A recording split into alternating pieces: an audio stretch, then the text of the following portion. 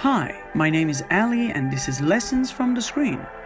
I want to talk about all things film and screen content, but mostly from a form and a structure perspective, and analyze how the form and content work well together in the hands of visionary filmmakers, and share some learnings from them here with you. Okay, let's go. For the first episode, we will have a look at a true masterpiece of cinema history and a major work of Italian neorealism cinema, Ladri di Biciclette, or better known as Bicycle Thieves. It is a masterclass in filmmaking and portraying the human dignity. First, let's have a look at the history. Bicycle Thieves is made in 1948, just 3 years after the end of World War II, which left a devastated, depressed Europe behind.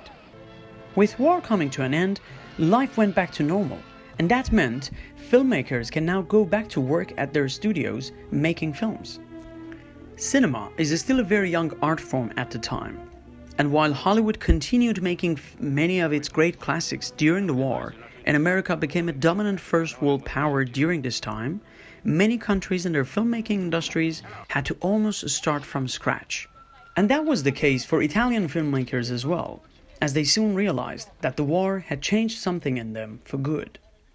Cesare Zavattini, Bicycle Thieves' screenwriter, explains this in his own words.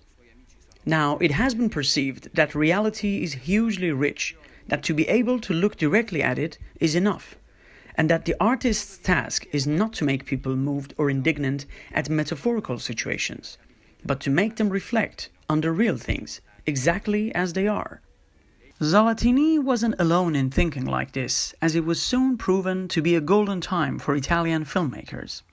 Roberto Rossellini, with his influential film Rome the Open City, with a young Fellini as one of the screenwriters, Luchino Visconti with Obsession and later The Earth Trembles, Zavattini himself, together with Vittorio De Sica with their Shoeshine, all created a new movement in cinema, now known as Italian Neorealism. All these films shared certain elements that defined a new approach and aesthetic for the cinema.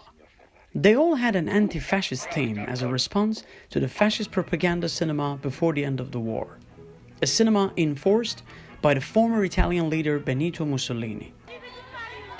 All these films were shot on real locations instead of studios. Most of them used untrained ordinary people instead of actors, and they all had simple stories about everyday life and avoided invented plots where they could. And just to put in perspective, all of these were groundbreaking and radical choices for the popular classic cinema of the time. However, it's worth mentioning that this new approach to realism, or if you like, return to realism, can be traced back to films such as Tony by the great French director Jean Renoir all the way back in the 30s. In 1935, Cesare Zavattini, who will later become one of the main screenwriters of the neorealist films, met Vittorio De Sica, an already successful actor at the time, beginning a partnership that produced some 20 films, including such masterpieces of Italian cinema like Shoeshine, Bicycle Thieves, Miracle in Milan, and Umberto D. And by the way, many film historians like David Bordwell and Kristen Thompson date the end of the neorealist movement with this film. In his famous interview in 1952 called Some Ideas on Cinema, widely regarded as his manifesto to Italian neorealism, Zavattini explains his vision and approach masterfully. While we are interested in the reality around us and want to know it directly, reality in American films is unnaturally filtered and purified. There is no question of a crisis of subjects, only of their interpretation. This substantial difference was nicely emphasized by a well-known American producer when he told me this. This is how we would imagine a scene with a plane. The plane passes by, a machine gun fires, the plane crashes. And this is how you would imagine it. The plane passes by, the plane passes by again, the plane passes by one more time. He was right, but we have still not gone far enough. It is not enough to make the plane pass by 3 times. We must make it pass by 20 times.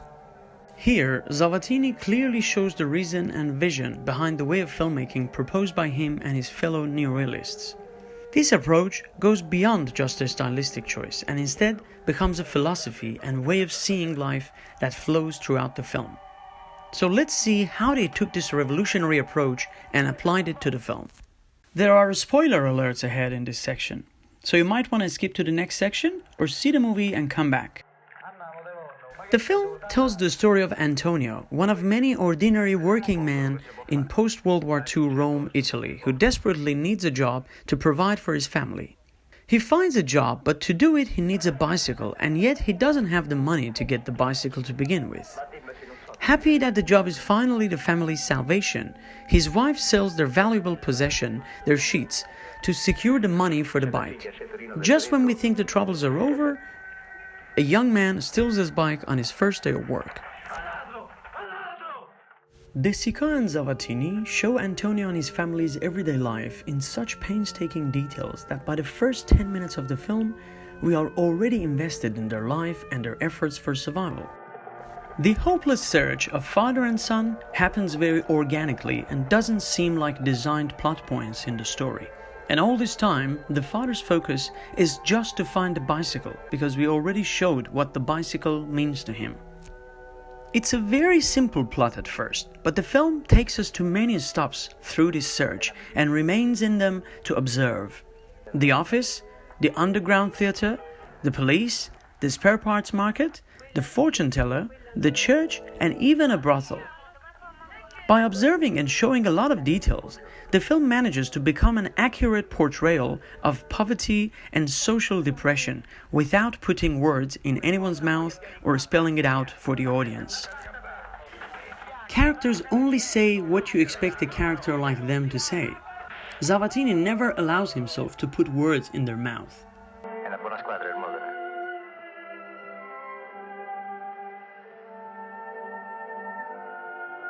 C'è fame.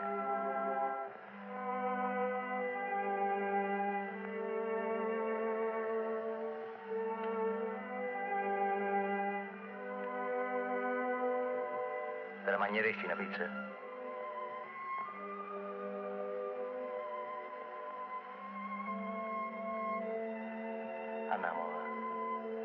Andiamo va. Morta ammazzato per morta ammazzato. Besides, the film doesn't follow the moral code of classic storytelling, and there are no single antagonists or pure evil in the film. Even the thief in the story, who traditionally should have been the bad guy, is shown as just another victim, and the story doesn't end happily by finding him. It's in these moments that the film elevates its theme to a higher level. There is no individual to blame in this world. In such widespread state of despair and poverty, everyone is a victim, and there are no single bad guys. As Zavattini says, we must be able to say, that man is bearing what I myself should bear in the same circumstances. And see how the film comes full circle. We start with the masses, we then see one of them and follow his story, and in the end, we see him disappear into the masses, just where we started. So now, this has become everyone's story. Something general becomes personal, and something personal becomes profoundly deep and universal. Not only the film had a new approach to storytelling, the production of the film took a refreshing take for the time. Since De Sica and Zavattini were interested in the reality of life before them, De Sica cast only non-trained actors, and reportedly cast Enzo Estaiola, the kid actor, whom he met on the street once, after auditioning 5,000 kids around Italy.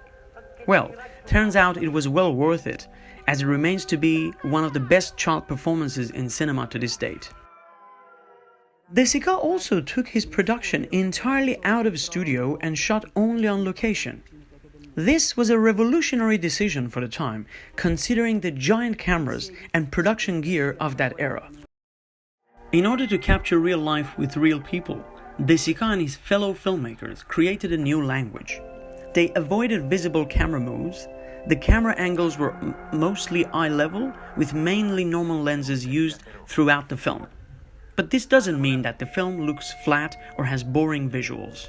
On the contrary, De Sica uses carefully composed shots to point our eyes to his characters and uses visual language to convey meaning. His genius is how effortless these shots look, and they never seem to be staged. Also, as we mentioned about the story, De Sica never allows for the theme to become too obvious, and instead he uses visual subtext very subtly but masterfully. As an example, can you imagine how this scene would feel very different if it didn't happen in such pouring rain? The rain gives such subtext to the hopeless situation Antonio is stuck in. And look how De Sica captures Antonio's occupied mind, his neglected son, and then later their unexpected encounter with the foreign priests. Or watch here how he emphasizes on the sense of loneliness and solitude, and yet emphasizing his need. How about some contrast and irony in the frame?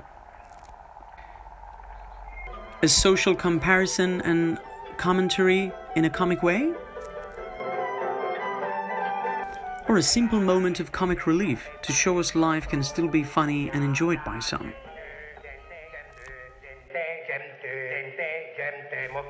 As you see, there's always something delicate for the eye to look for, which doesn't allow the shots to be boring or too mundane.